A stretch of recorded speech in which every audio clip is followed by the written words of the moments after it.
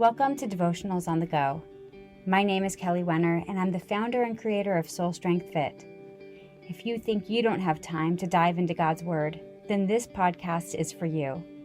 These few moments will not only allow you to hear the Word of God, but to reflect on it and apply it to your life. Listen, reflect, and grow on the go. This time is for you.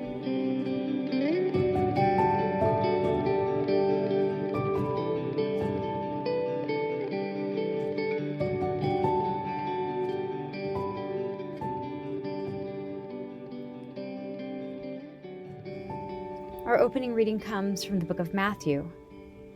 Jesus entered the temple courts, and while he was teaching, the chief priests and the elders of the people came to him.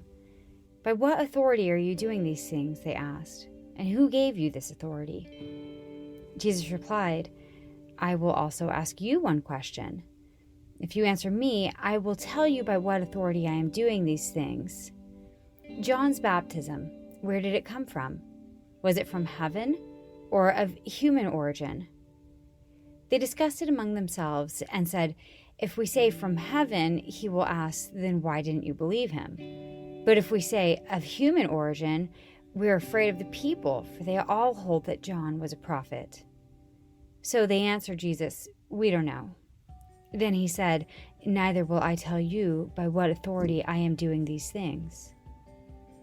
What do you think? There was a man who had 2 sons. He went to the first and said, "Son, go and work today in the vineyard." "I will not," he answered. But later he changed his mind and went. Then the father went to the other son and said the same thing. He answered, "I will, sir." But he did not go. Which of the 2 did what his father wanted?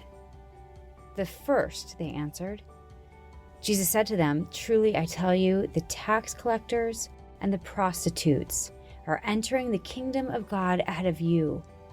For John came to you to show you the way of righteousness, and you did not believe him.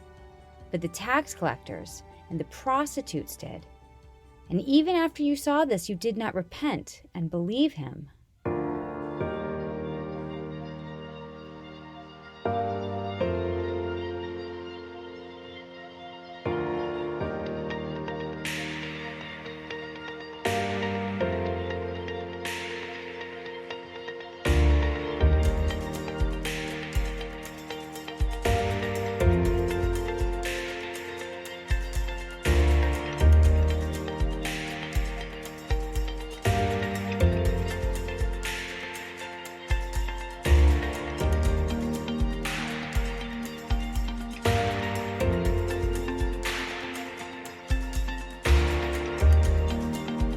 The parable of 2 sons follows an encounter that Jesus had with the elders and the chief priests.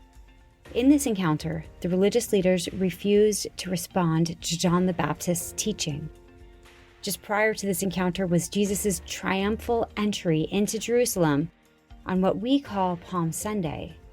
The people had received him joyfully with shouts of "Hosanna" and "Blessed is he who comes in the name of the Lord," which did not in any way please the religious leaders. What pleased them even less than this joyful entry was the subsequent incident in which Jesus came into the temple and drove out the merchants and the money changers. This led to the religious leaders questioning Jesus. They demanded, "By what authority are you doing all these things? Who gave you the right?" They wanted to know who or what gave him the authority to purge and teach in the Jerusalem temple. Jesus, at this point in time, was very focused on his final messages before his crucifixion. He was calling out the religious hypocrites and giving sinners hope for eternal life. Jesus brilliantly asked the religious leaders a question before responding with his own answer. John's baptism, where did it come from? Was it from heaven or of human origin? The Pharisees were trapped, and they knew it. If they responded from heaven, they would be faulted for their failure to believe in him, since John testified that Jesus was the Messiah. If they responded from men, they would face attack from the people, for the people loved John as a prophet. To reject one of God's true prophets was to reject God. They took the coward's way out and refused to respond. Jesus then told the parable of two sons. And this parable reflected the Pharisees' attitude toward both John the Baptist and the Messiah. Who do each of the sons represent? How would you describe the analogy Jesus is making with each son?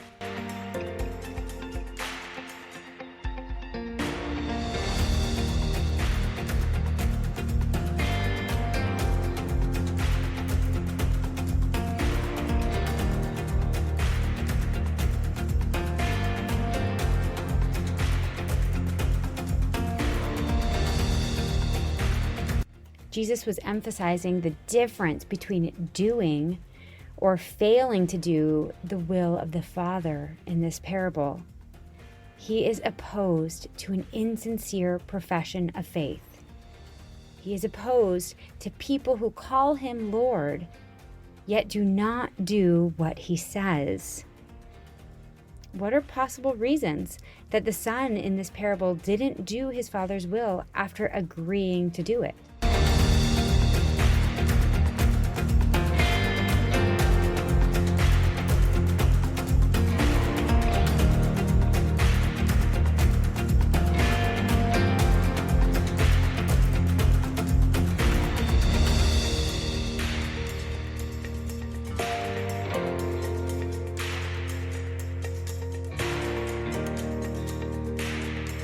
Why do people today call Jesus Lord, but not do his will?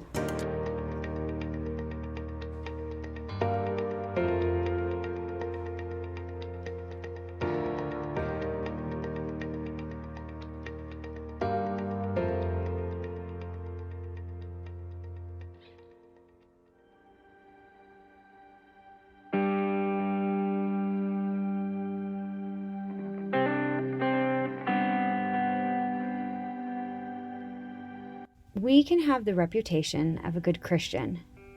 We can do all the right things, go to church, tithe, help those less fortunate, and still be out of touch with the Father, just as the religious leaders were. They were active in all sorts of religious things, but their hearts were in the wrong place. They were not working in God's vineyard. They were working in their own vineyards, doing what they felt was best. We can all fall into the trap of doing godly work, but not doing God's work. To do God's work, we must humbly accept the specific work that He has called us to do. We must do this daily. We must do this hourly. Son, go and work today in the vineyard. There are 4 things we can take from this command. First, there is work to be done, and God wants to use you in His vineyard. He wants you to be aware of the needs around you, and He wants you to tend to the physical, emotional, and spiritual needs of others. There are needs all around you. Are you fully and deeply aware of the ways in which you are needed to further God's kingdom? The harvest is plentiful, but the workers are few. Ask the Lord of the harvest, therefore, to send out workers into His harvest field.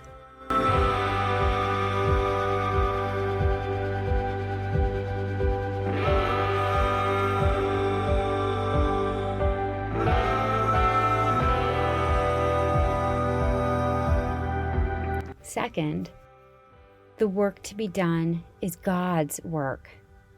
Many today are working, but much or most of what is done is not for God. It's work in our own vineyards, for our own gain, ease, or pleasure. For many, they will be unlikely to truly work for God unless there is a change in their understanding of discipleship or current lifestyle. Some questions to consider. How much time do you give to serving the church? How are you doing with witnessing to non-believers? Do you bring others to church? How's your prayer life? How much time do you devote daily to reading God's Word? How are you doing with loving the unlovable people in your life? When people watch your actions or hear you speak, do they see Jesus? We will not be like the second son saying, "Yes, Lord," but then neglect his work, working for no one's benefit but our own. Rather, we will reply, "Yes, Lord," pick up our cross, and follow Jesus. Then Jesus said to his disciples, "Whoever wants to be my disciple must deny themselves and take up their cross and follow me. For whoever wants to save their life will lose it. But whoever loses their life for me will find it. What good will it be for someone to gain the whole world, yet forfeit their soul? Or what can anyone give in exchange for their soul?"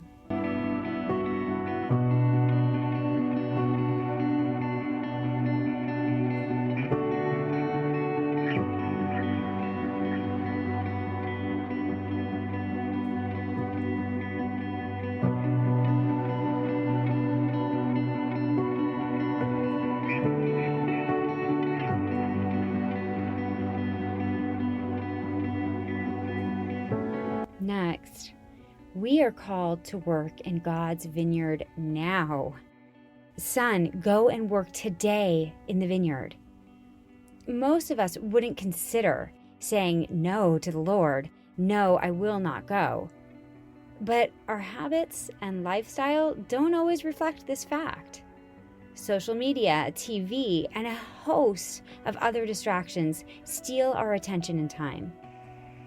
At the end of each day, we should ask ourselves this question: have I left nothing undone today that God has given me the opportunity to do on His behalf?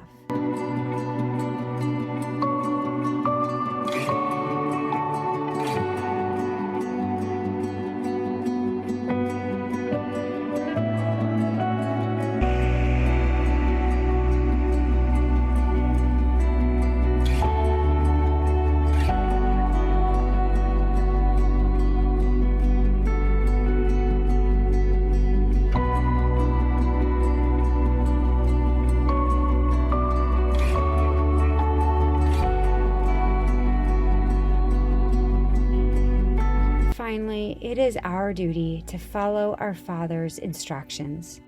Jesus told us, "If you love me, keep my commands." God has brought us into a family relationship with Him. If you are a parent, you know very well that your children have privileges as well as responsibilities in your family. And so it is with us as children of Christ. Consequently, you are no longer foreigners and strangers, but fellow citizens with God's people and also members of His household. Ephesians 2:19. God has called you into His family, and He has called you to work in His vineyard. May you respond to the urgency of your call by working for God today and not postponing any service you could perform for the Lord's glory until tomorrow.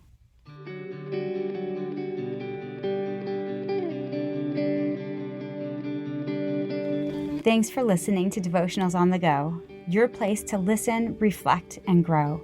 Be sure to subscribe so you never miss an on-the-go devotional. And I'd love to connect. Check me out at soulstrengthfit.com to see all that Soul Strength has to offer. I look forward to digging into God's Word with you next time. Bye for now.